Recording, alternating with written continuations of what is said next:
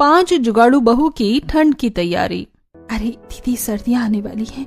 हमने इस टूटी हुई छत के नीचे गर्मी, बसंत और बरसात तो गुजार दी, लेकिन अब समझ नहीं आता कि सर्दी को कैसे गुजारेंगे। कमाई अठन्नी और खर्चा रुपया, समझ ही नहीं आता कि रोज का पेट का खर्चा निकालें या फिर अपने ये रुके हुए कामों को सीधा करें। हम दोनों के पति आज तक इस दुनिया में कोई ऐसा काम नहीं ढूंढ पाए जिससे कि हमारे कुछ हालात सुधरते। घर में 5 बेटियां हैं और घर के जरा हालात देखो, छत भी टूटी हुई है। अभी ममता ने ऐसे बोला ही था कि तभी पीछे से उसकी बेटी रानी ने आवाज लगाई, जो कि अपनी बहनों के साथ हाथ में लकड़ी का जाल लेकर आ रही थी। माँ, चाची देखो।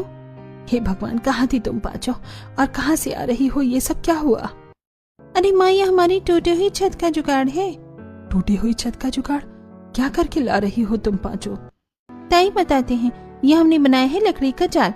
अब सर्दी आने वाली है ना, तो कल रात हमारी इस टूटी हुई छत के अंदर से काफी हवा आ रही थी, तो हमने इसको ढकने को लकड़ियों से एक जाल बनाया है, जिससे कि हमारी टूटी हुई छत ढक जाए और ठंडी हवा हमारे तक ना पहुंचे।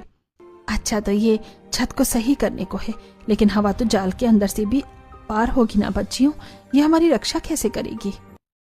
ओहो माँ, आपको तो पता है कि जब आपके घर की लड़कियां कोई जुगाड़ करती है तो वो आधा अधूरा नहीं रहता। हमने ये भी सोच लिया था, इसलिए हम सब करके लाए हैं ये। हाँ चाची, जब हम जंगल में लकड़ी ढूंढ रहे थे ना, तब हमें एक बड़ा सा तिरपाल मिला। हम इसके ऊपर वो डालेंगे, जिससे हमारी सर्दी और घर में आने वाली ठंड रुक जाएगी। तुम लोगों को तिरपाल मिल गई?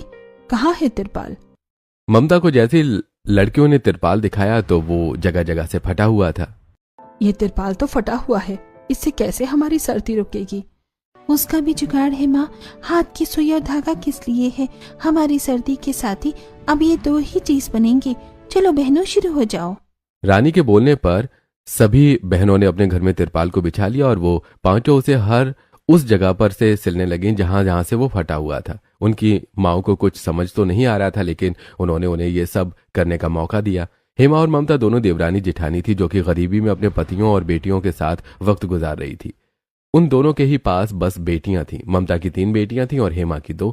वो सभी मिलजुल कर एक साथ ही रहते थे और पांचों लड़कियों में बहुत ज्यादा प्यार था। बचपन से गरीबी देखने की वजह से पांचों लड़कियां काफी ज्यादा समझदार और जुगाड़ू भी थी और अपने सभी काम वो जुगाड़ से ही कर लिया करती थी। ऐसे ही आज भी उन्होंने तिरपाल को हाथ की सुई से सिला और अरे वाह, ये तो बहुत अच्छे से सिल गया और कितना मजबूत भी लग रहा है। माँ, अब हम इसको ऊपर डालने जा रहे हैं। ठीक है, डाल कर आओ, लेकिन जरा ध्यान से काम को करना। ये पांचों भी अपने बाप की तरह न जाने क्या क्या बनाती रहती हैं। देखो अब इनका जुगाड़ क्या कुल खिलाएगा। पांचों बहनों की माओं को अपनी बेटियों के